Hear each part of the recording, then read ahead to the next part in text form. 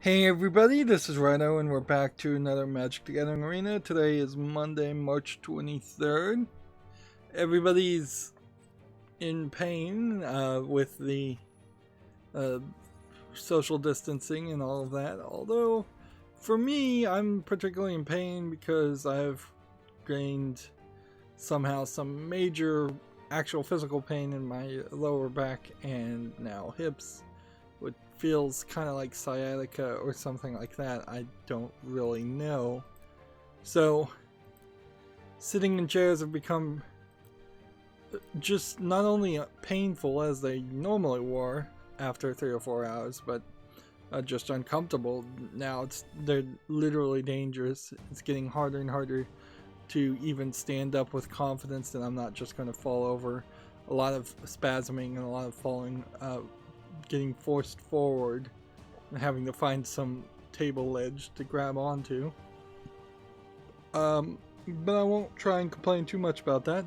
On top of that, we have my computer decided to act weird. Like, I accidentally unplugged the microphone and then plugged it into a different USB thing, and I don't know if that was the cause of the problem or not, so I had to restart. And we're starting late because I've been trying to sleep more and using sleeping pills to try and sleep more to try and not use my back as much. I guess we need to do this. We still don't really know what these hacksack of favors are, but let's start with that. Well, actually, let's go to the store after we look at this deck. You know what? It probably wouldn't be a terrible idea to only look at the cards that we're going to play. So let's just play this first card. This looks like it mostly is centered around flying creatures, and there might be something else to it. So let's go to the store. Yeah, apologies if I sound a little low energy. I should also mention that there was a sale for another avatar creature, and I have been getting those daily deals. So 2,000 for the sleeve is probably not worth it, but 500 gold for this new avatar, which we'll play with him. Like, by everything being said and done, we'd spend 6,500 gold to get all the avatars and unlock all of them, which that should be just done by default, and it's another thing they're just nickeling and diming you on. Let's see, what else do we have news wise?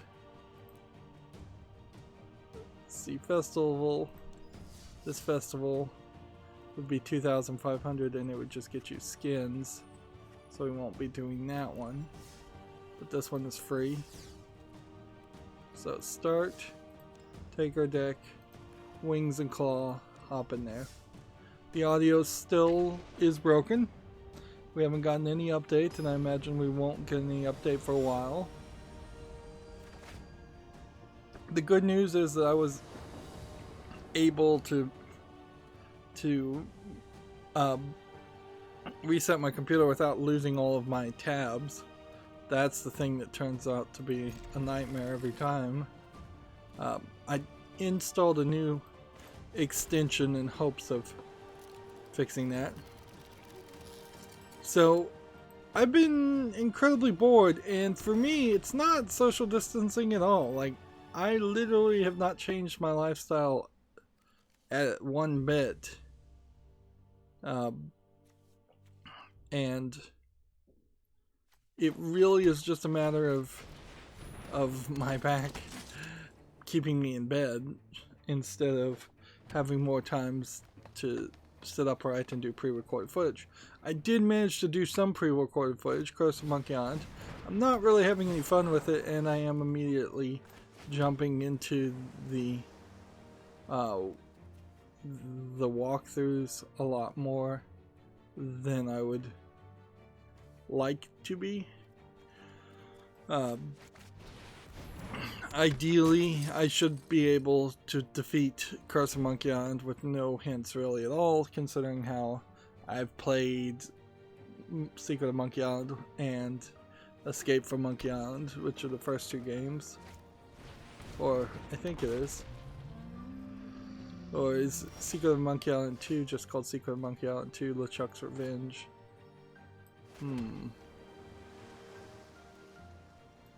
Let's see.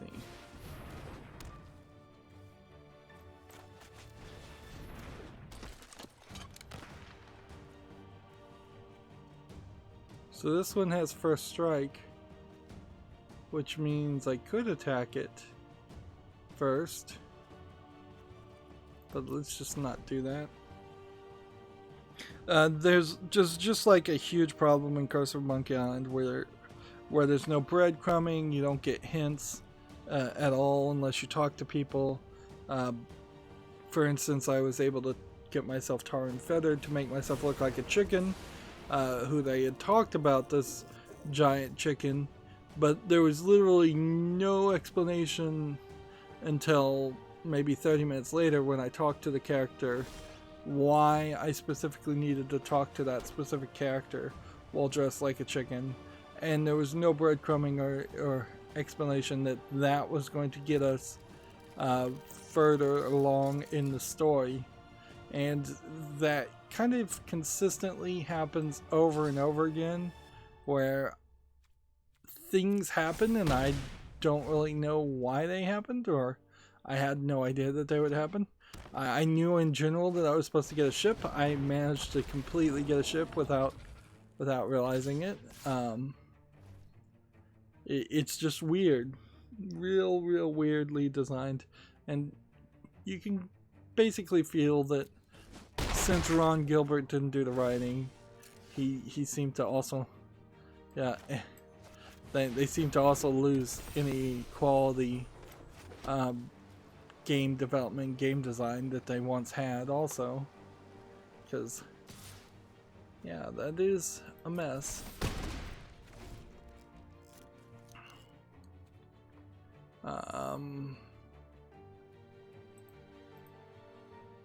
We need to, I imagine, run through the news. We're starting late anyways, but starting late doesn't really mean much. But we need to kind of just run through the news, because this isn't gonna be a long stream, almost certainly.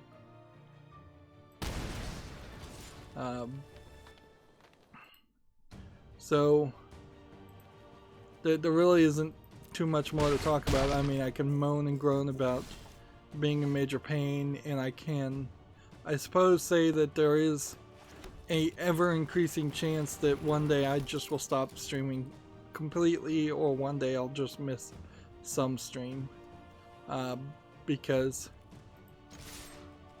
this is a situation that's deteriorating rapidly, and I'm getting dangerously to the point where I'm just gonna have to dial 911 and end up in a hospital in the middle of the COVID-19 pandemic.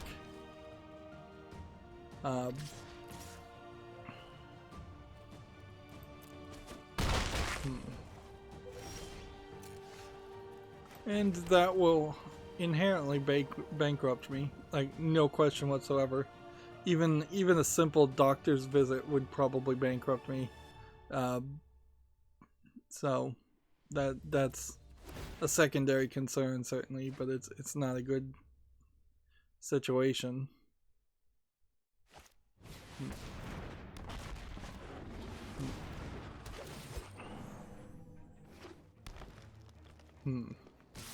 So anyways, let's cover the news. We have Gamatsu here, a game called Ida, ITTA, launches April 22nd. It's a boss rush style bullet hell adventure game. We've seen a lot of announcements of a lot of games. I probably need to not cover announcements, but they are actually news. I tried to have a bit of a think here. Yeah, this looks interesting. As to what I could do to kind of curate what I'm covering. and it's questionable, certainly, because announcements or initial announcements are maybe not news, but then announcements with launch dates are news, and then when games actually come out may very well be the initial announcements a lot of times on Steam. Alright, so next we'll try Primal Fury. We want to keep a very close eye out if we win to see what the haystack of favor is.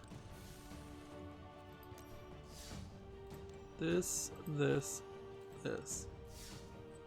Yeah, haver, sack, or favor. So we should probably look at what our gold count is and our wildcard count and all of that if we lose this turn. Gamma Sutra has an article. Finnish Icelandic studio mainframe nets 8.3 million to create cloud native games. Okay, I'll leave that with just the title. I'm gonna come over here and see if we can maybe get the music to go down a little bit more.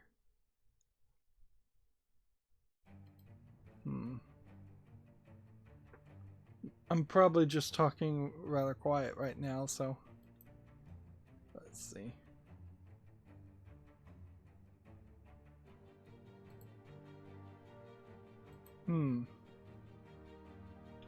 Let's see if I can pull up the audio.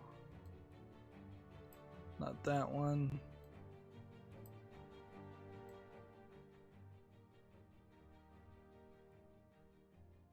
There we go. I'm going to turn the audio down a little bit, or quite a bit, so I can just talk at a quieter pace today, because yeah, I'm definitely don't have the energy to try to be high energy while talking today. Like, and honestly, we are very, very close to a scenario where I might literally just stream from inside a bed. So imagine me at the lowest point of energy you've ever heard me, even worse by 2 or 3 times, lying in bed, barely talking. I don't even know if at that point it's really worth it to continue to make streams. But then at a certain point, that's just also kind of abandoning the YouTube channel completely. This is why divisions of labor and having like employees would be helpful, but since YouTube doesn't really pay, you can't really afford to do any of that. Let's see. Lightning strike does 3 damage to any target. It's probably not worth it to do that, but whatever.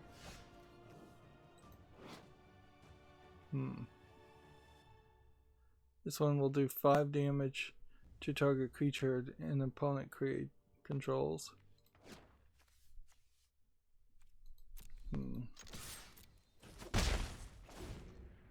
Let's see. Next, we have a game on Steam called Crossworlds Escape, which is already rated mixed. Looks like it's probably an asset flip survival game.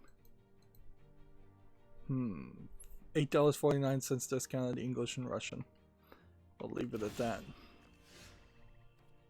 I have like nothing I can play because I'm so short on mana.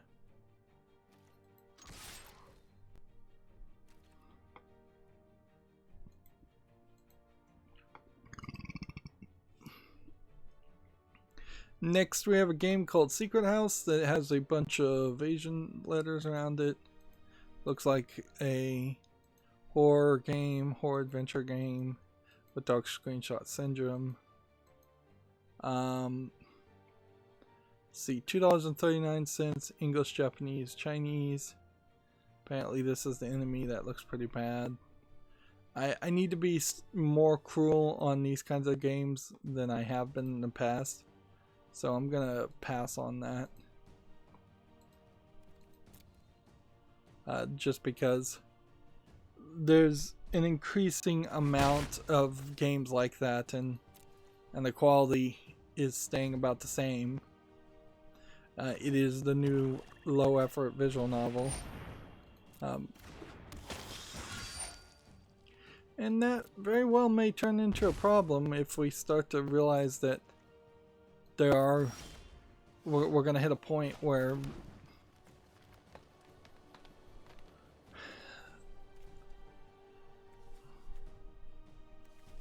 see, I could play this for defense,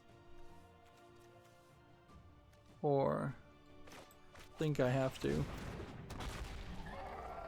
Yeah. If we start hitting a point where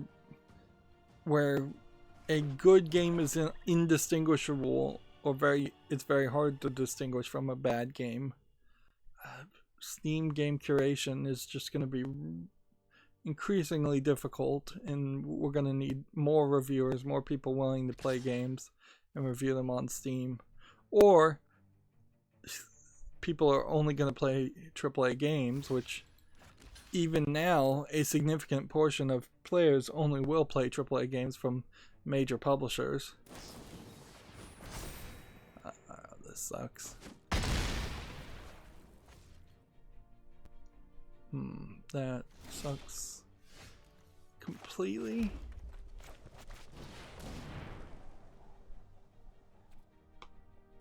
Next, we have a game on Steam called Rabbit Simulator. It's a game we play as a rabbit. I heard you actually aren't supposed to feed carrots to rabbits. That it's just not in their regular diet. So Looney Tunes has led us the wrong way, apparently. This is early access for no reason, $4.49. Bunch of languages, numbers as achievements, probably an achievement game, since it has 5 achievements and they're all numbers. Regardless, there's nothing there of any impressiveness. I suppose I could have curated, like, that is true. I could have been spending the weekend, instead of going between many multiple idle games and cell phone games I installed, and a few I installed and then immediately uninstalled. I totally could have instead been looking at the games that came out on Steam and curating that down to a shorter list. But I definitely did curate at the end of Friday the games that were left over. And I do a certain level of that, but I do want to actually talk about the games that are coming out. If I bring it down to a point of having only 5 games that come out that I talk about each week, then I'm really not doing it justice to it. I'm willing to go as far as dismissing complete garbage, but if there's something that even deserves to be mentioned, something that feels a little bit newsworthy, I want to mention it. Let's see. Next we have a game on Steam called Thunder Flash, which is like a Contra clone. I'm not a big enough fan for a Contra clone to make sense to me, but it doesn't look terrible. $4.49 discounted, English, French, and Italian. Single player and split screen co-op.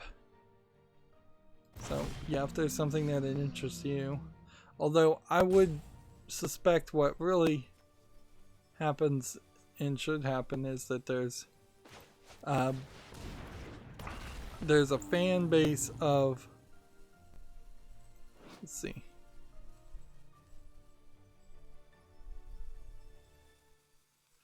so if I did 5 damage with this, that would be great, but I'd need a lot more mana, and I don't have that mana. So I'm gonna go ahead and attack here, and attack here.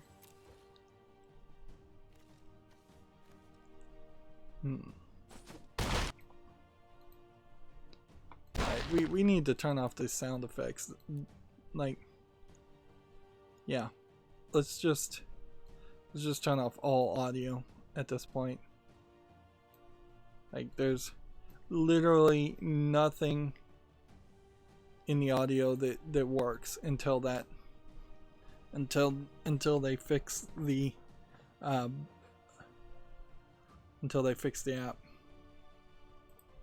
So we'll just play in complete silence with the idle music playing in the background.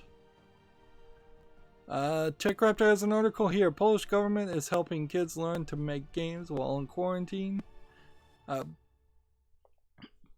I heard some podcasts of parents who are like now being forced to homeschool their kids, and so far I heard one report of it being pretty good, and maybe a couple other reports of it being all right. I think there is definitely gonna be some weirdness and some easiness in it in the first couple weeks or so, but if you were to try to do it for 6 months to a year, there's gonna be some bigger trouble that is easily foreseen but often overlooked, I think, or being overlooked right now. The thing is, kids get tired of stuff. They get tired of BS. They get tired of teachers. They get tired of things. That's why every year you usually graduate to another class where you have different co-students if it's a big enough school, so you're not the same people in the same classroom year over year with the same teacher. Only the principals seem to really stay the same very consistently, and you don't deal with the principal on a day-to-day basis usually, unless you're a huge troublemaker, and even if you were, you still probably aren't dealing with the principal on a day-to-day basis. So, yeah, right now, in all of this weirdness, it seems like it's kind of a cool thing to teach your own kids. But my major fears with this is that people will get the idea that it's easy and then start adopting homeschooling. I suspect a lot of the homeschooling packages aren't going to be as standardized or as good as public schools are, and that's saying a lot because by no means are public schools particularly good, but at least they're standard, and that's the one thing public schools have always had for them, is at least everybody is getting a standard experience and a standard like culture of some sort. You look at the current political environment in the United States, and you see, well, even around the world, you don't even have to limit it to the United States. There's a lot of division of opinion and beliefs and such. That would just become a millionfold worse if everybody's getting a specialized, individualized education. There are going to be parents out there that are going to straight up start cheating for their kids. There's going to be a lot of parents that, if they did continue to homeschool, are not going to take that extra effort to socialize their kids. So you very well may have socially awkward an entire generation of socially awkward kids, which that doesn't help society much.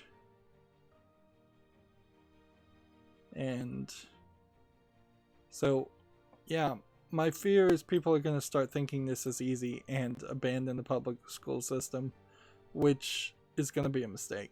Like, this is what the charter schools and the idea of being able, not so much charter schools mean something different. That means they're just doing a non-standard form of education, and usually a charter school tends to be pretty good because they're trying to do something different and better, but it's more standardized amongst all the students instead of individual households.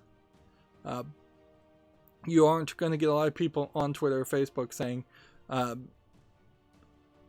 my kids are awful, they're not learning anything, or any things like that. Let's see, how much can I do here? 5? 6, 7?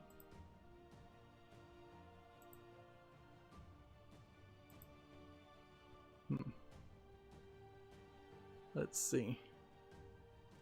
And then all attack. Let's see if we win here. So yeah, I have some deep concerns there. Deep concerns that kids aren't really going to be well educated, that the public school system will be gutted on pretenses that they were attempting to cut to gut the public school system anyways. That a bunch of private, a lot of which will be religious schools, will try and swoop in and convince kids to join them instead. So yeah, I fear for the next generation a lot because of this.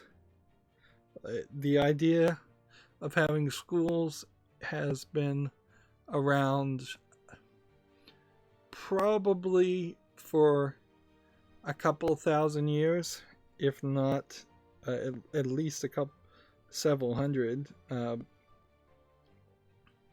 and it shouldn't be so quickly removed. Now, at some point, maybe there would be some work to do public education online, and make it done right, where there's like a proctor teacher who actually can observe the students and can deal with bad behavior and deal with learning problems,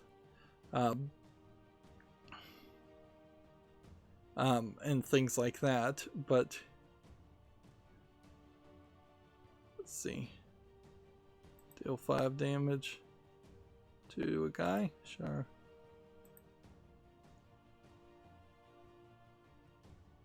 I don't know why that didn't win per se. But yeah, there's a lot to be said about having people just deal with different people and not dealing with the same people all day, or having one person be the complete and total king of a child's life. Because like parents have ultimate authority, but they're not around during school, so that kids can feel a little bit more safe to do different and act different, and just not have to do with it. Like we got something there. I don't know what we got, but we did get something.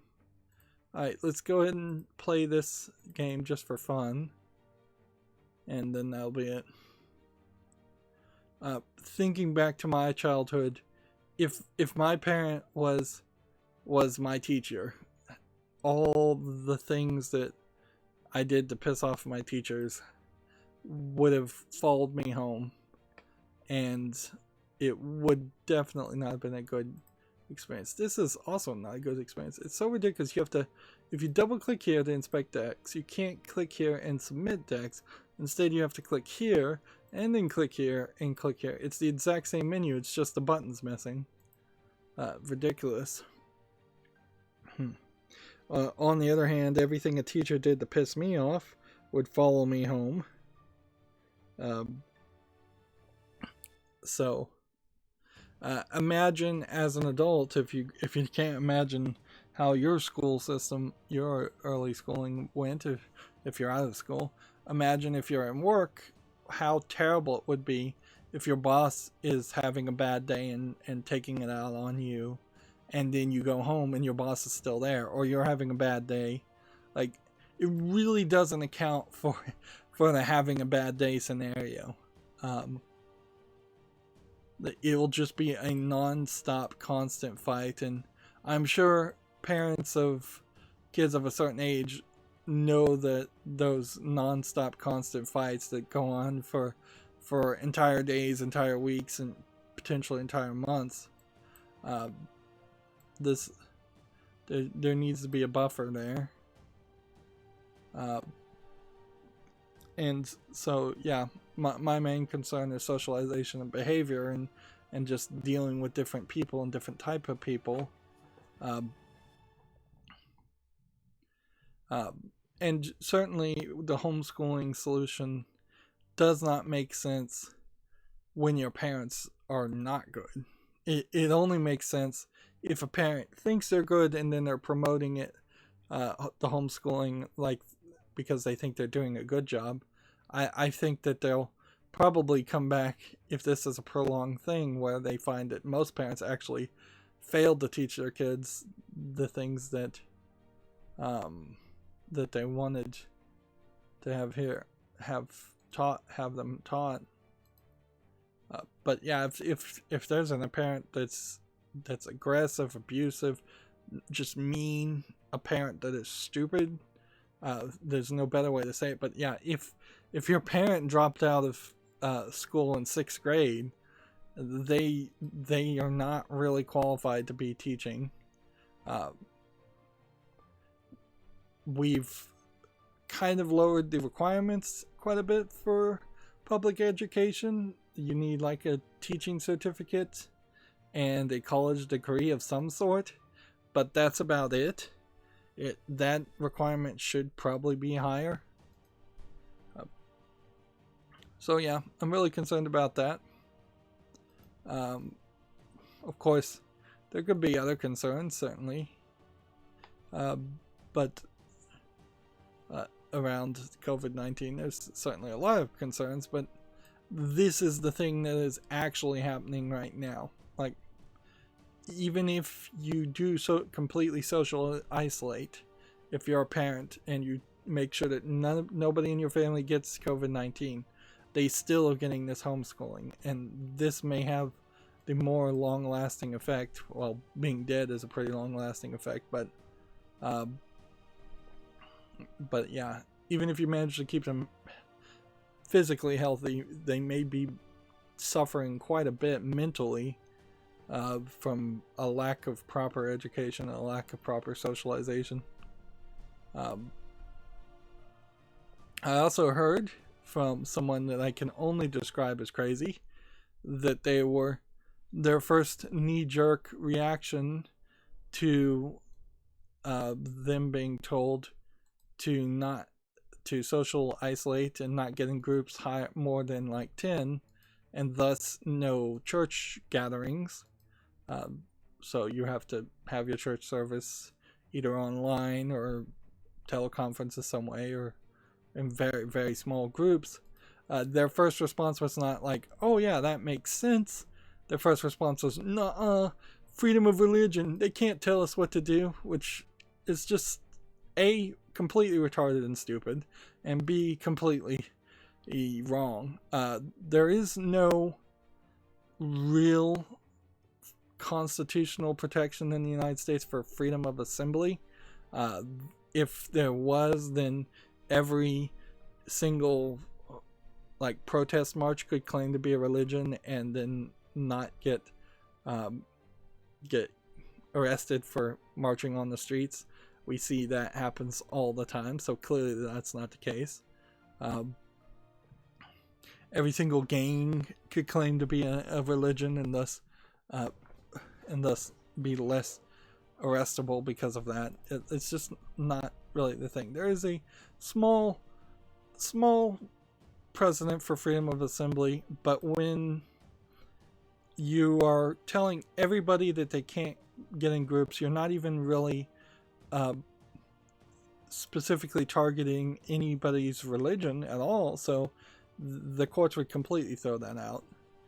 There's many precedents in which this would stand up in court, and no judge in their right mind would rule in favor of a court case like that anyways.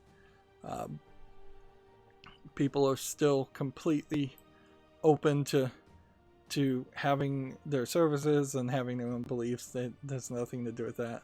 But I mean, it's also just so stupid. Like, it's so the wrong thing to be focused on. Furthermore, if you're talking Christianity, which in the United States you mostly are, then Christianity is based on Judaism. Judaism is the originators of social isolation. Rule after rule after rule in the Old Testament talks about how you become unclean. If you touch a dead body, you're unclean. You have to go to the outskirts of the city for 3 days. If a woman's on their period, they're unclean. They have to go to the outskirts. That one, I don't know. Maybe that had less to do with germs, and they just didn't want to deal with PMSing women. But also, maybe it did have a lot to do with germs. So the general idea of unclean and going to the outskirts and not infecting people and social isolating, that is straight up Old Testament logic and knowledge. Some of it doesn't really make sense, or at least it doesn't nowadays. Like, I think if you touched shellfish, you were determined to be unclean. Also, that makes a lot less sense. But when you're talking Judaism and Christianity, which is based on Judaism, they invented this idea, and it was a good idea then. It's a good idea now. The idea that you don't even know your own history, and you don't even know your own rules, or the rules that once stood by, is ridiculous. And furthermore, just logically, the major breakout in South Korea happened with COVID-19 happened because there was a religious sect that thought they could cure COVID by spraying salt water from a squirt bottle into each of the members' mouths. Guess what? Somebody had COVID-19, their lips touched the nozzle of the bottle, it infected everybody and caused a major outbreak. At least that's the story they're going with. The South Koreans don't really like that religious sect very much. Anyways, I don't think they like any of them. I guess now we need to play white or green spells.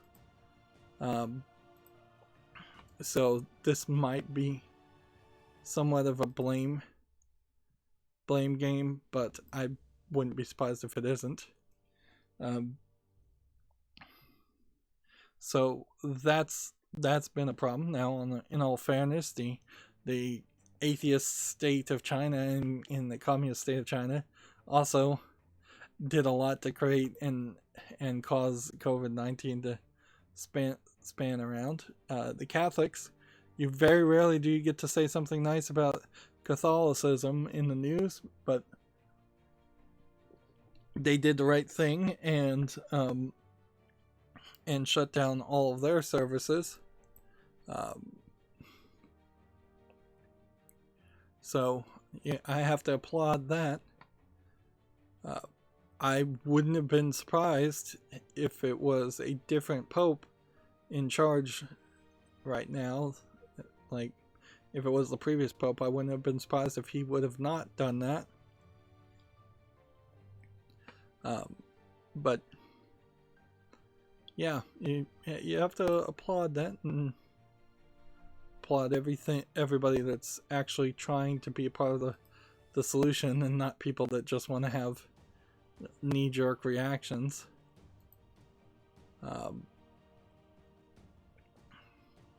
And I think I said it last time that, frankly, if somebody did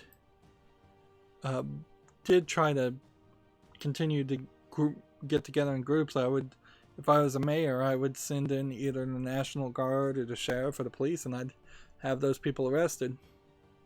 For frankly, just for setting an example and for the sake of society as a whole.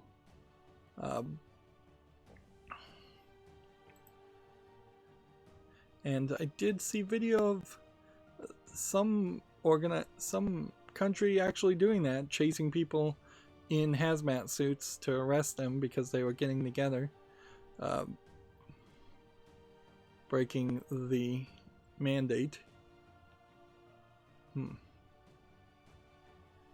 course, these social isolations measures and orders from governors and city officials, state officials, federal officials, they become more challengeable the longer time goes on.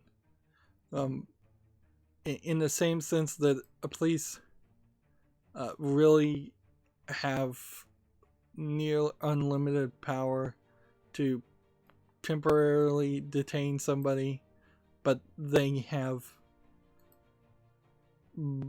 basically no right to detain somebody without charging them 48 hours after the fact. So yeah, you can in the United States get arrested and they may hold you for up to 48 hours, but if they don't have a real crime they're going to charge you with, then they supposedly have to let you go. That being said, if the government is criminalizing getting together in large groups, then you are committing a crime. It's almost this willful ignorance to say that the government can't pass new laws. And then I would want to go on a brief political rant here, and I'm not talking about video games at all, but like, if you imagine the current United States response to COVID-19, as little as it has been, imagine that libertarians have long since pushed this idea that they want even less government interference. They've often made the stupid argument that you'll just hire private police and private firefighters. Nobody is going to hire private researchers and private hospital systems to ensure all of society is healthy enough so that they don't infect them. We have seen rich people who have magically been able to buy and get COVID-19 tests, and certainly they can buy and get doctors' support, but nobody's going to shell out enough money to create a herd immunity or pay people to stay home from work or do some of the things to stabilize the market. Like that is just not there. And the number one libertarian in Congress, Rand Paul, is infected with COVID-19, and now he's enjoying the socialized medicine that all senators get. And he was not isolating himself, from what it sounds like, either. So I wouldn't be surprised if all of the Congress, the House of Representatives, the Senate, I wouldn't be surprised if a lot of those politicians, being older, do get infected with COVID-19, just because they were not being smart and being careful. But yeah, this is the perfect time. If you ever had any thoughts about that libertarianism was right, this is a perfect time to see that you're wrong about that. Governments need to exist because governments need to be these giant, solely authorized authority to do large-scale projects. And if you still are fighting against that idea, at this point, you're frankly hopeless and insane.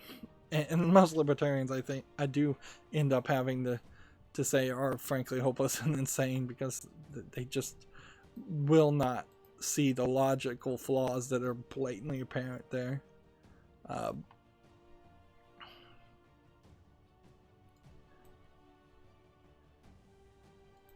But yeah.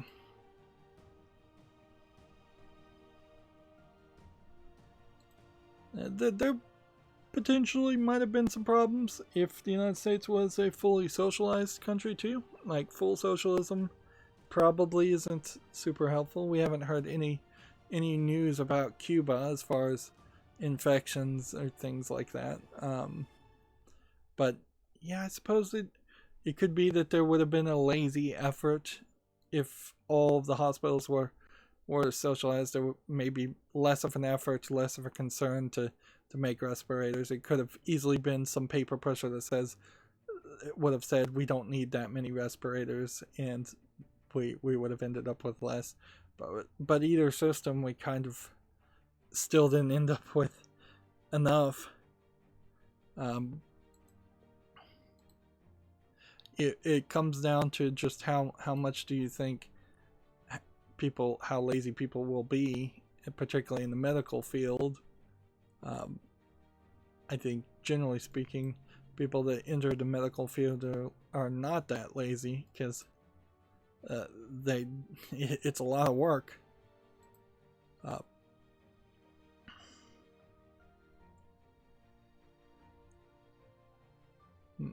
And certainly if the United States was a fully socialized country, it would have been really, really easy to tell everybody to not go to work. There's still a ton of people that are, like, a really large amount of people that are either workaholics or they're getting forced to go to work.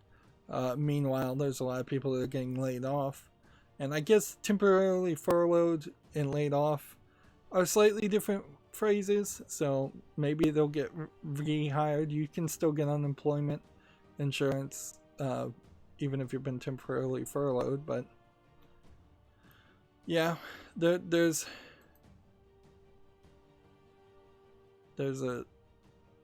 it's always kind of just the argument against centralized authority and one organization being in charge versus chaotic decimated authority where a lot of businesses and a lot of bosses get to make their own decisions. Alright, we need to cover the news though, because this is taking way too long and I'm just kind of ranting, and almost certainly I have to apologize that I'm probably ranting because have been sleeping quite a lot, and I'm kind of out of it, and because I've been in pain. So yeah, there might very well be some streams where I'm just, if I can get my hands on some stronger pain pills than aspirin, I might just be totally out of it, and that will be weird. I don't even know if we covered this. Polish government is helping kids learn how to make games while in quarantine. Okay. That being said, I think there's too much of an emphasis on teaching kids how to be game makers, particularly. We need a lot more programmers that can program other things. I suppose, though, it doesn't really hurt if everybody had that basic understanding and knowledge, because it does lay down a decent foundation of learning programming logic, or at least the beginnings of a foundation of laying down programming logic. Let's see.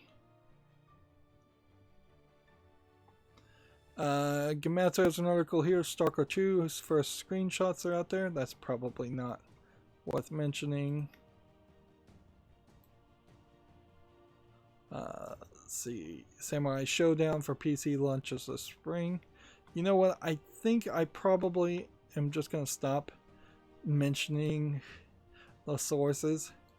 I mean, that is bad journalism, 100%. But I think that's kind of what I want to do. If I show the article, I think I'm still fine. So we have a tactical turn-based RPG called Dreadnautical. It's coming to the PS4, Xbox One, Switch, and PC on April 29th. Alright. When all is said and done, I will talk about the games that I'm playing. But I think for the moment, the games that I'm playing on my cell phone, I'm going to leave those off.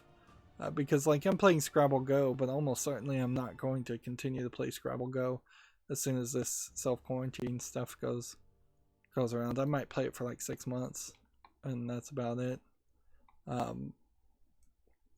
Because that is just not something that I think in the long run I want to play.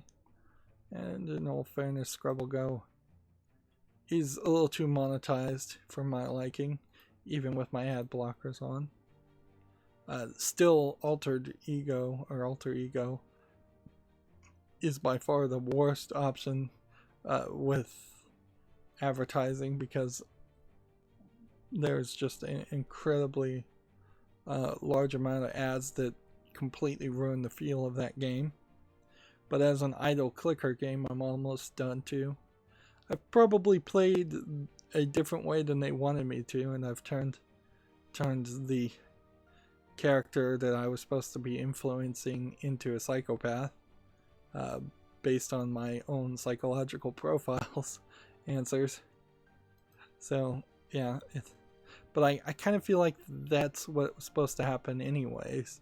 Otherwise it feels like the game is gonna be way more boring than it should be. The idea that you could play the game and nothing happens really would ruin the story, wouldn't it?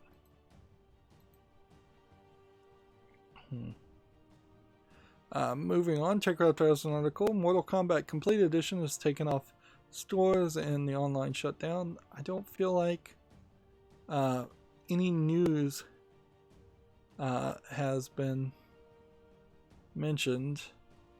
This could be due to network changes that were outlined in the WB game supports threads that includes the PS3 and Xbox 360 and Steam versions. I don't know why you would take Mortal Kombat Complete down though. Like, you'd think they'd still sell it even if without online, and just put up a message. Plenty of other games have certainly done that, where it's like, you can't play online but you can play at home. So yeah. As for fighting games, I don't think I would cover any of the Mortal Kombats other than maybe 1, 2, or 3.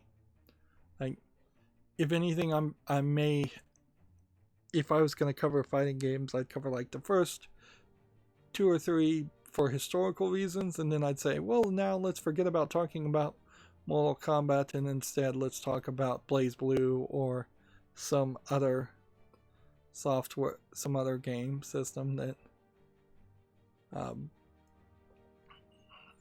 like BlazBlue, Soul Calibur, Samurai Showdown, something like that, because Mortal Kombat doesn't really even fall into that. It makes a lot of sense to play Mortal Kombat 1, 2, or 3, then jump to the DC superhero fighting game instead, and cover that instead. There we go. Moving on, we have a game on Steam. I'm on observation duty. Timothy's Revenge. This looks like another horror asset flip adventure game. It's discounted to $251 in English only. Nothing there of interest. Yeah, I don't want to cover every single fighting game that ever existed, so there's quite a lot I think I'd skip over. Like, maybe just play Mortal Kombat 1, 2, and 3. I think those all are worth covering. Maybe just 1 and 2, and then Killer Instinct 1. Maybe just cover like the oldest ones of relevance and then the newest ones for comparison, and skipping all the middle. Well, we got a Ravnica pack. Should we open it? I guess we should. There's really no reason not to. So we got a new card here. And basically nothing else. Let's see. We won't be doing a draft anytime soon. By the way, we're just trying to build up our gold. So no more drafts for for the foreseeable next couple of weeks or so. Alright, so standard ranked, out for blood, and we'll trying to win now, just trying to get victories, trying to get up ranked. Take Raptor has an article here. Dog trainer announced, looks familiar but adorable. A dog training simulation game. Might be interesting, but often these are like super low effort games. So if it actually is something, although having a like cats and dogs clone type game and then focusing on training them to show at like a sports event is not really the experience that you would want when playing a dog simulation game. And frankly, I don't think it's too different to make cats work similar to the way you would program dogs to work. You just make them a little less friendly and program their AI a little bit differently. So the Nintendo dogs and the Nintendo cats and dogs idea is probably more interesting as a virtual pet, and I wouldn't be surprised if Nintendo did come out with a Switch version of cats and dogs, if they haven't already, to just ensure that there is a decent number of kids that could play that.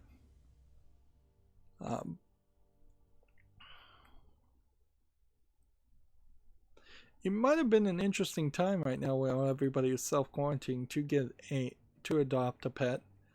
They were trying to empty out the shelters early on, and like having all that extra time at home, if you actually can be responsible and take care of a pet, is an interesting idea. On the other hand, there's no saying that dogs can't get COVID-19, so you might just be bringing it into your house, and then, or you might be risking giving it to a dog that you adopt, or a cat, or any kind of pet, frankly.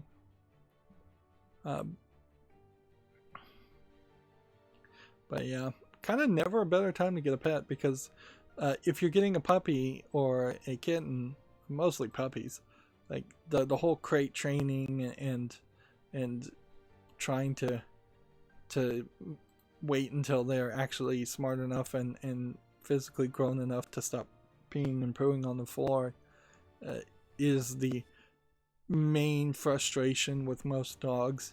Later on, or if you happen to get a dog that's particularly unhealthy, health matters can happen, or if they're very old, health matters can happen. But if you can get someone that's a dog that's already been crate trained and doesn't and potty trained, then you're kind of golden at that point for a few, could 4 to 7 potentially years.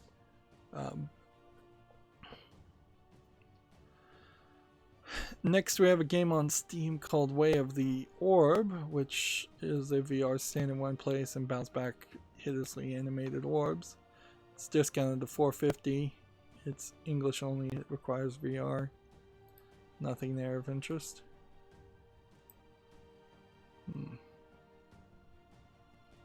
Okay. I've won, but he doesn't realize it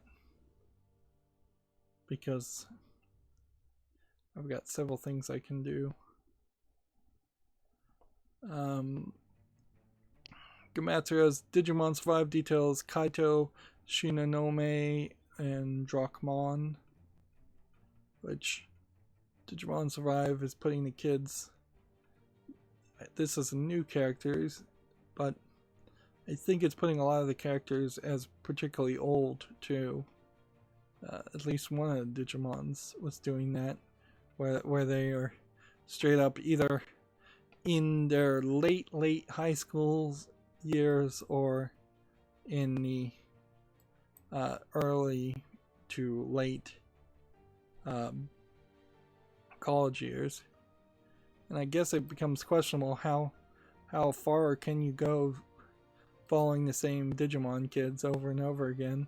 Do you follow them into the point where they're getting married and working jobs? Or do you follow them late in their life? That would be weird. Most stories don't age their characters at all. Like the same characters the same age 1,000 episodes later. And usually that is the best way to do things, or it's the easiest way to do things. But there's been a few times. That's why the Umuhari games are interesting.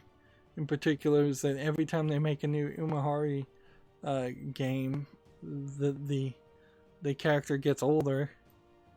Let's see.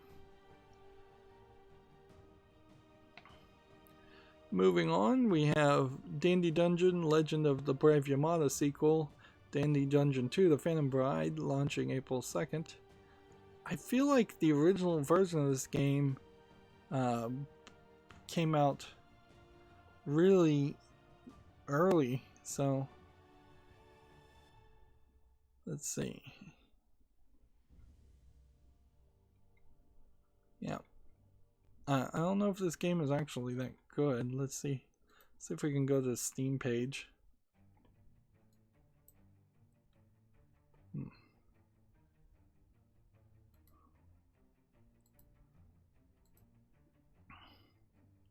Yeah, here's Dandy Dungeon Legend of the Brave Yamada.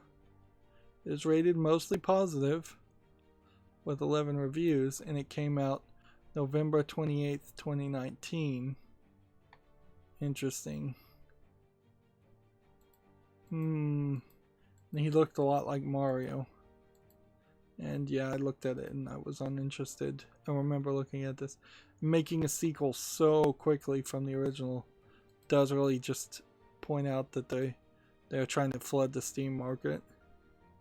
Which, that's an interesting factor, certainly, that to show that people are now putting out press releases for relatively low effort experiences. Let's see. TechRaptor has an article here. Kill your favorite characters in Game of Thrones Beyond the Wall. This looks like a Telltale style game, but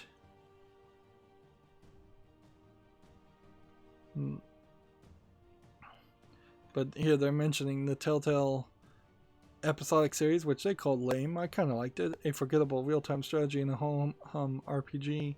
There was also a Game of Thrones Reigns game. This is like the 4th attempt at making a Game of Thrones game, and inherently I think a lot of the hype around the Game of Thrones series has well since died down, so yeah, I'm not surprised.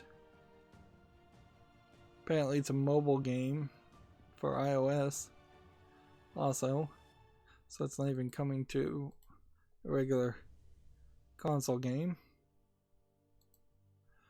Next we have a game called BDSM, which in this case sounds for Big Drunk Satanic Massacre demo, instead of bondage, dominant sadism, and masochism. And it is just obviously a low effort name designed to try to sell on sex, and a top-down twin-stick shooter, kind of Diablo-esque game. The demo is free. It's English and Russian. It's almost certainly a low-effort Russian game, and I have like no interest in putting the demo on the fall list, but I also have no interest in putting the main game on the fall list if I were to find it, because it's a crass attempt and kind of a blatant, obvious attempt at at trying to catch people's attention.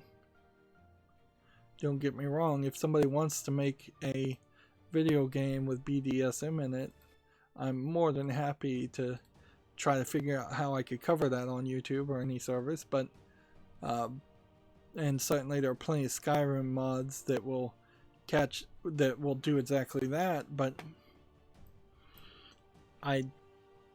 you have to be careful there. You definitely have to be careful and not make it feel like you're just trying to pander or trick people.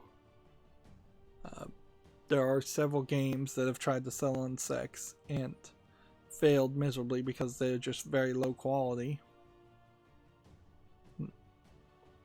And inherently, if you have a good game with good gameplay and good story, there's almost never a scenario where you need to have the adult content, and you would have a larger audience if you didn't have the adult content, because there are definitely some prudish people out there around the world, and even in the West.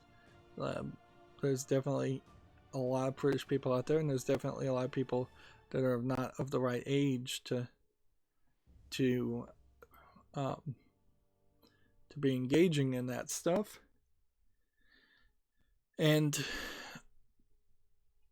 you're losing all of that audience. Even the visual novels and the adult visual novels tend not to have full stories that are all BDSM related.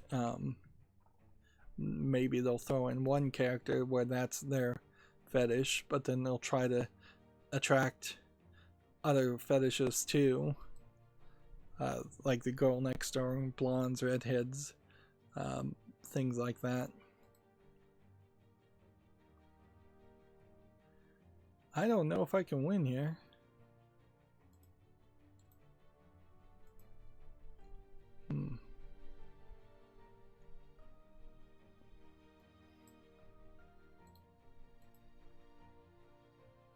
I desperately needed more mana.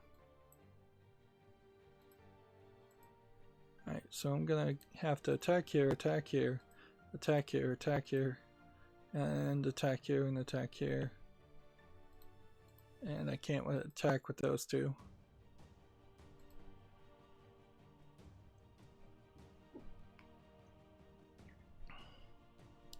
Next, we have a game on Steam called Alien Frontline. This is one I could have easily removed. It's just a low effort shooter, 59 cents, English and Chinese.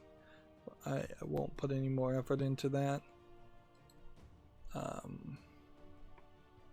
Gamasutra has an article here. Microsoft launches DirectX 12 Ultimate to support next generation graphics. This is a weird line in the sand to draw instead of just making DirectX 13. I guess maybe they didn't want a 13 in the name, which makes sense. So I wouldn't be surprised if the next number DirectX is called DirectX 14, or they could just drop the DirectX number in general, and they could give it a date or something, or a subtitle. Drop it from DirectX 12 to just DirectX Ultimate, and then Ultimate's kind of a bad name. But anyways,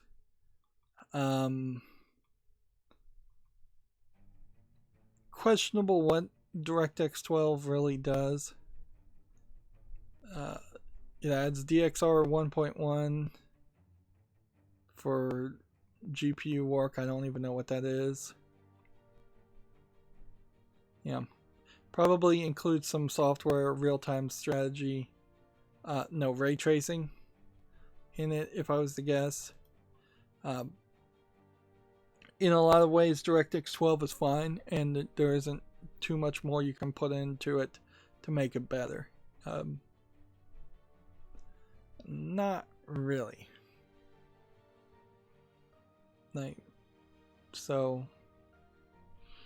And it is, I guess, worth mentioning that OpenGL probably still should be the standard people should be programming to instead of DirectX, an open graphics language instead of a closed graphics language, or Vulkan, which is a more bare bones, I believe, AMD language that I think maybe ATI and NVIDIA support too, so Vulkan probably is a decent language to also have it be programmed towards.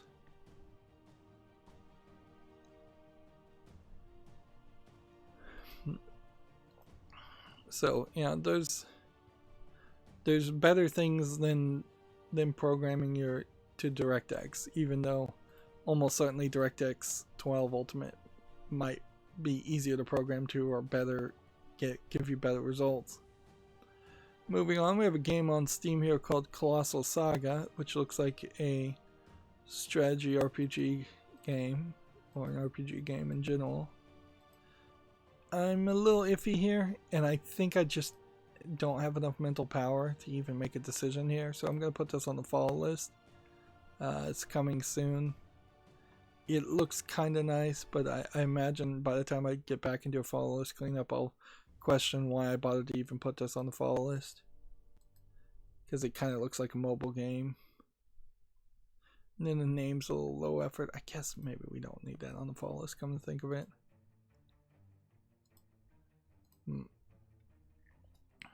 Square Enix implements a work from home policy. I think we already talked about that. I'm just trying to burn through all the news. In fact, I should probably skip games completely. So we have to do this again. Attack here, and attack here. I have a game on Steam called Lunar Lux Chapter 1, which looks like some relatively bad graphics. Not terrible, but just not good enough. It's free. It's English only, but it's episodic.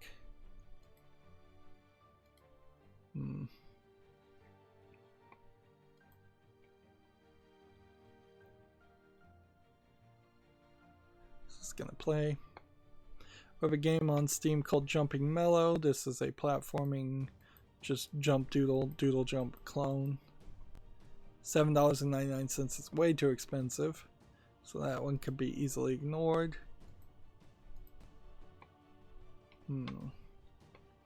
Komatsu has ReZero starting life in another world. Adventure RPG being announced for iOS and Android. ReZero. What was the ReZero series about? Well, it's a fantasy RPG game, obviously.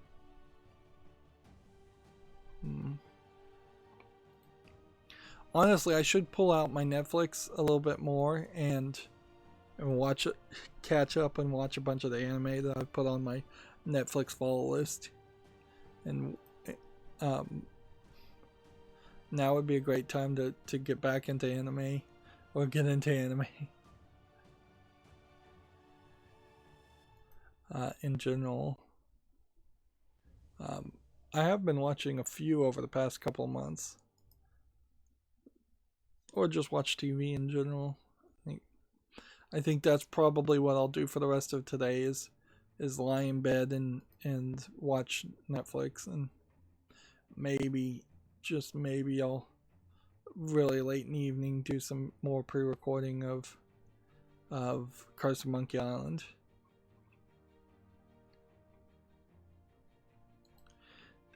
It tends to be the case, in my opinion, that anime licensed mobile games tend to be worse than non-anime licensed mobile games, because they seem to waste some money on the license instead of developing the game better. And all these games tend to be about the same anyways. Next we have a game on Steam called Stars and Star Drops, and at the beginning of this trailer it shows like a character select where you pick the size of the person and then the skin of the person that I guess you're playing as. It's a romance visual novel, and it seems like the animation is a little bit rough when you look at this character and then this seems to be the character you're playing as, so it seems like you're playing as a female character. And yeah, I'd just say that it looks like marker drawings. It's $1.79. It's English only. Yeah, it's probably not very interesting or very long of a story. Let's see. I've got to play faster.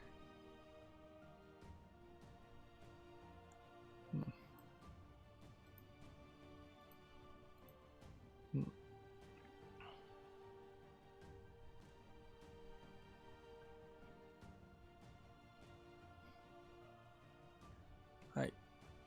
So I should be able to win just by sacrificing my character. So we just do this and that. 2, 3, 0 to 20 the hard way.